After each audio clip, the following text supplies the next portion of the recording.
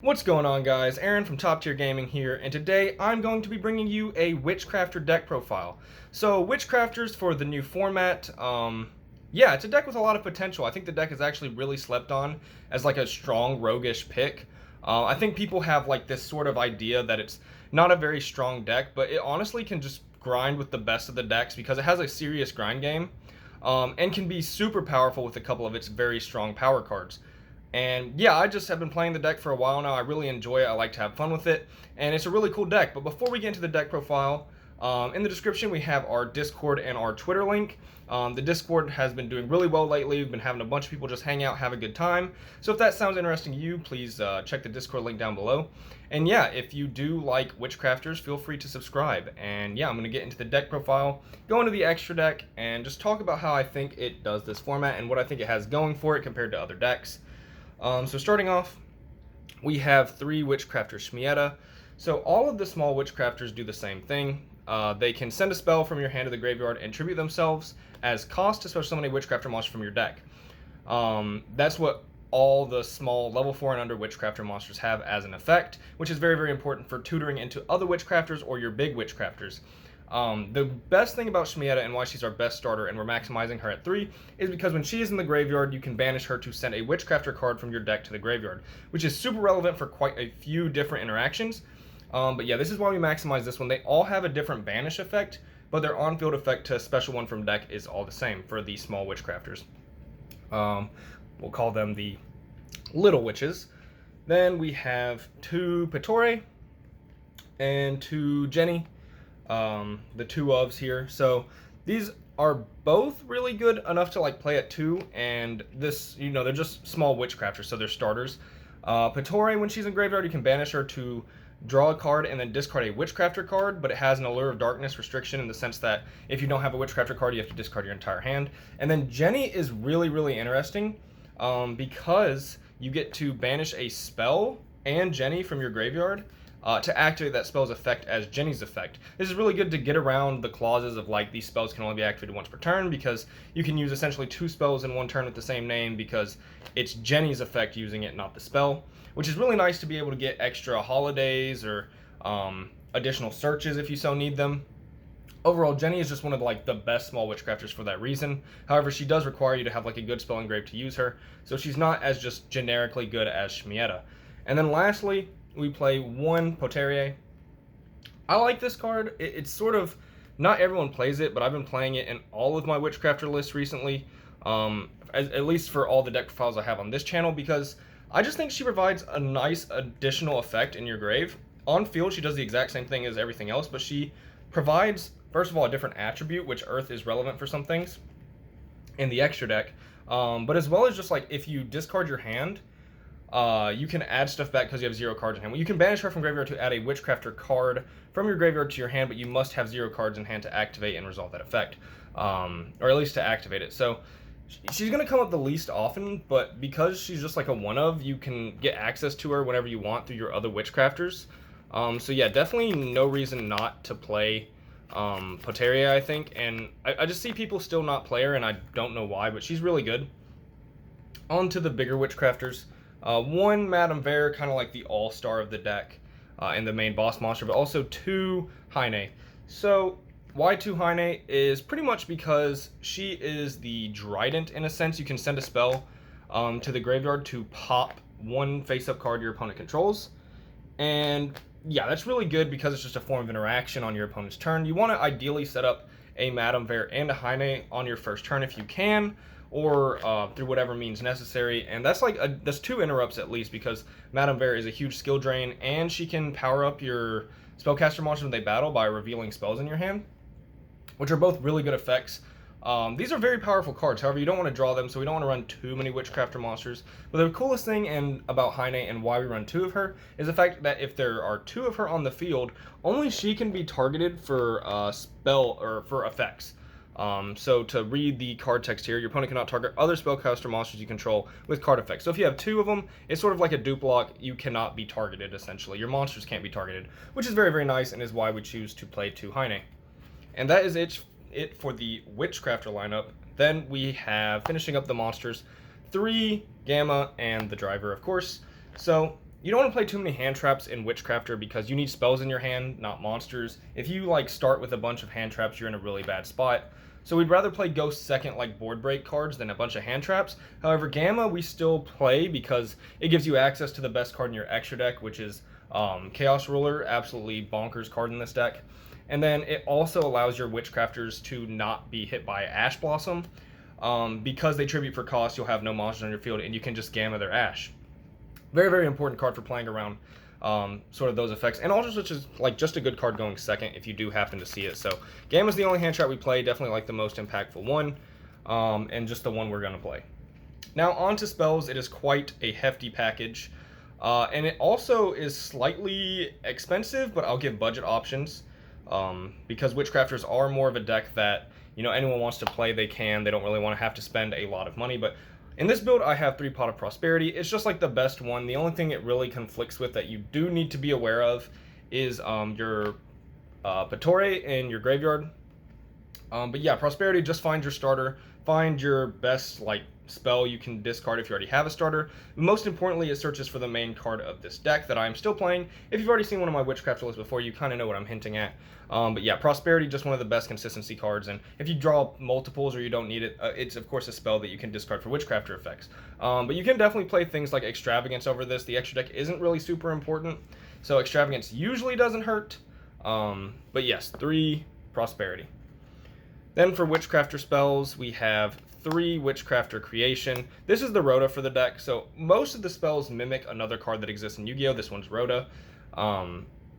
But at end phase, all Witchcrafter spells have the effect that they can add themselves from your graveyard to your hand. However, you can only use one of these effects per turn. So if you use Creation that turn, it can't add itself from graveyard to hand, which is very important to note.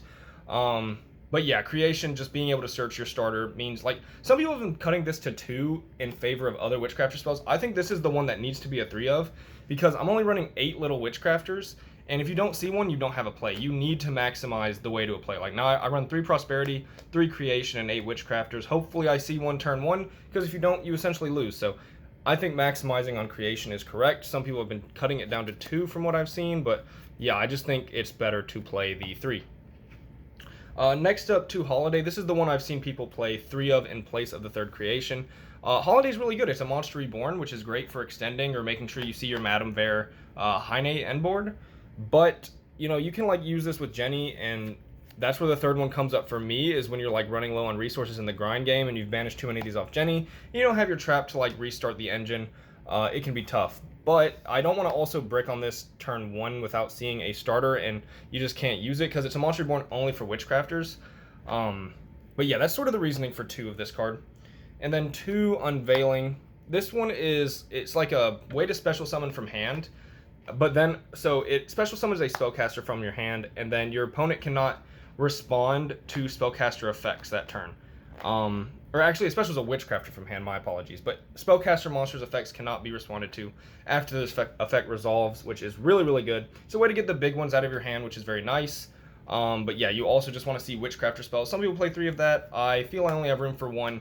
Ratios are really important because you don't want to draw a bunch of Witchcrafter spells with nothing to do, unless their names are Witchcrafter Creation.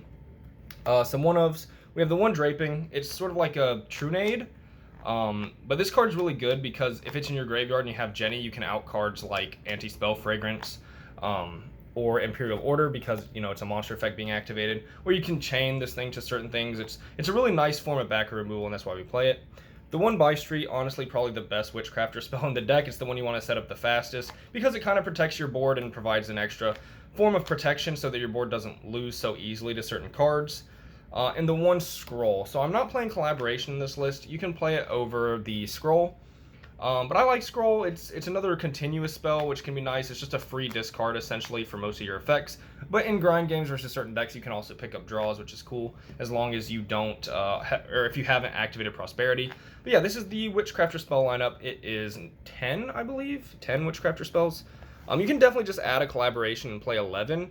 But yeah, space is really tight. I think I'm at 41 right now in this list, but you can go higher, or you can cut cards maybe you don't have or want to play over. And next up, the most important card of the deck, 3 Spell Chronicle. So this is the deck that, or this is the card that I think puts the deck at a different tier level than what a lot of players think like the deck sits at. This card itself can be like a +5 or a +6, and it's just like generically super good in this deck. So it's a really conflicting card though, because some builds play it, some builds don't, because some people think it's not very consistent. But if you have access to Prosperities, then it's super consistent. But even if you don't, I think if you draw this card most of the time, you're just in a really good position to win the duel. If you don't know what it does, you discard your entire hand, which is usually one card. And it's most of the time like a Witchcrafter spell or a Witchcrafter monster you don't mind being in grave anyways. And then you banish 5 spells or traps from your deck, and then this card gains like Chronicle counters, and you can add some of those cards. But that never happens. The objective is to send your Witchcrafter trap card to the graveyard, banish the trap card, and then add everything you banish to your hand. So you essentially add 5 Witchcrafter spells to your hand. This card's absolutely insane, and like it's just one of the strongest 2-card combos in the deck, and kind of what you're aiming to go for first turn, which is why I want to play as close to 40 as possible, just to maximize me seeing that card. Next up, 3 Super Poly.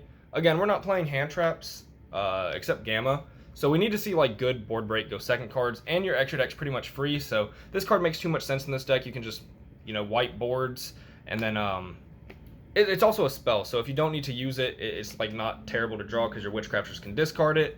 But you can also set it going first, and it's like an interrupt, because Super Poly is just a really good card. So yeah, we're going to maximize it at 3. Next up, we are playing 2 Triple Tactics Talent and a Called by the Grave. Just really good if you get interrupted by hand traps and try to draw into more cards, or if you still have plays, you can just look at their hand, or also good going second, take their monsters. And Called by the Grave is for Ash Blossom and Bell and whatever cards might hinder your plays. So this is a pretty standard package. If you don't have tactics, you can go down to either 40 cards, or you can play like Foolish Burial Goods. That's an option a lot of people like. You can play like Metal Foes Fusion to draw cards. There's a bunch of options you can play over the tactics. So also, one thing I'm not doing in this list that you definitely can consider is you can play Secret Village of the Spellcasters, which I think if you're playing a like game 1, if you want to go first like hard and play hard, go first, I think Secret Village is one of the best cards you can run, because it can just be game versus so many decks. However, I choose to play those in the side deck and just sort of play the game 1 where I might lose the die roll, which is why there's 3 Super Polys and 2 Tactics, because, you know, they're good going first or second. But Secret Village is definitely in the side, but you can main it if you don't have access to any of these cards. Then power spells, I have 1 Reasoning and 1 Monster Reborn. These are just crazy extenders. Reasoning is amazing in this deck because besides running every level under the sun so that it's really hard for them to call it correctly, it can mill Witchcrafter spells or your Witchcrafter trap, which is absolutely insane. So as long as you don't hit Driver, usually this card is pretty good. And that wraps it up for spells. It is a lot of spells, I think 24. And then traps, just very simple. 2 Patronus. So again, if you're playing the very hard go first build, you can also run Summon Limit. It's something I've done in the past because Summon Limit Secret Village with like Madame Vera can just be game. You just floodgate your opponent out is essentially what the go first variant of this deck tries to do. Again, I'm siding those. Patronus is just an amazing card. It's for your Spell Chronicle combo, but the card itself is actually really bonkers for the grind game, recycling resources and adding spells from your deck to your hand. So this is a card you definitely want to see. But yeah, mostly Shmieta is sending this if you've activated Spell Chronicle. So that is why we run 2 Patronus. That is the main deck. On to the extra deck, which the extra deck for Witchcrafter is so weird because it can honestly be almost anything you want. There are some standard stuff, and I have like an outline here. It's not like fully put together, but I'll tell you like what should be in here. And it's really geared towards your locals right now, but there are a couple of mandatory cards. So 1 Artemis, this is used to like, if you need a Witchcrafter monster to be in graveyard, but you don't have a spell to pitch, you can just make this, and that puts like, sometimes you end Shmieta, but you need Shmieta in grave, so you just make Artemis. It comes up every now and then. And then we run the Charmer links. You can run an area as well, but you probably won't have space. You have like every attribute too, and you can easily access any attribute. And this is just a link to climb into Access Code Talker. And that's why we run those.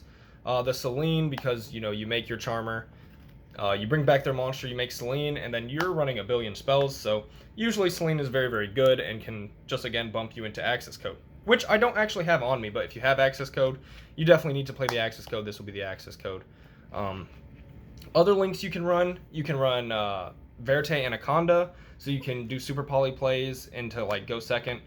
You can run Cyphering Lord Lambda, because you are running Gamma in the main deck. So there's a couple of options you can run as Link 2. You can run like Nightmare Unicorn, a bunch of stuff you can play. Again, this is more of an outline and based on your locals and how many super poly targets you actually need. I choose to play a lot, but you can play less for more links. The 1 Omega and the 1 Chaos Ruler, definitely the best card in the extra deck. These are for your Gamma. Chaos Ruler is so good in this deck because not only do you play some lights and darks so you can add them, but it can mill Witchcrafter spells and your Witchcrafter traps and Witchcrafter monsters, all of which are good in Grave. So this card can end up being a super plus and an extender because you have lights and darks to banish as well. So it just has some pretty good synergy, and it's pretty much another reason to play the Gamma is to make that card because he is absurd. Then for super poly targets, you can play whatever is best fit for your locals. This one's kind of mandatory. You have to play the Mud Dragon. I think Starving Venom is also pretty mandatory. Trifio Verdum, it's just like, I guess if you run into Orchist or some other dark deck. Then we have Eldritch the Mad Golden Lord, if you happen to play against Eldritch. Winda for Shadalls, and then I'm trying this new Gearfried guy from King's Court. I don't know what deck is going to come up. I don't have any like Infernoble at my locals, but if you do, then he's pretty cool. But yeah, so these are some super poly targets. You can also play Prank Kids, like Prank Kids Rocket Ride or Weather Washer is really, really good. I don't have access to one right now. I don't know where mine went. But yeah, so super poly targets. Run what is best fit for your locals, and yeah, there's some just like some super poly targets that are very standard and very good. So that was it for the Witchcrafter deck profile. I hope you enjoyed. What I think about for this deck for the meta is that it's actually like a really good, fun rogue pick. So if you want to play Witchcrafter, I think it has just like some potential. I've had a lot of fun with the deck. On the channel, there is a Witchcrafter versus Sky Striker like duel, which is a really fun one. Go check that out. You might need some popcorn. It's about an hour long. But this is also Striker before Engage. But it was a really, really close duel with a lot of interaction and super fun. And if you want to see how practical Witchcrafter are in a real game, you can go check that video out. But yeah, this was Top Tier Gaming. I hope you enjoyed the deck profile. Feel free to subscribe, and see you next time.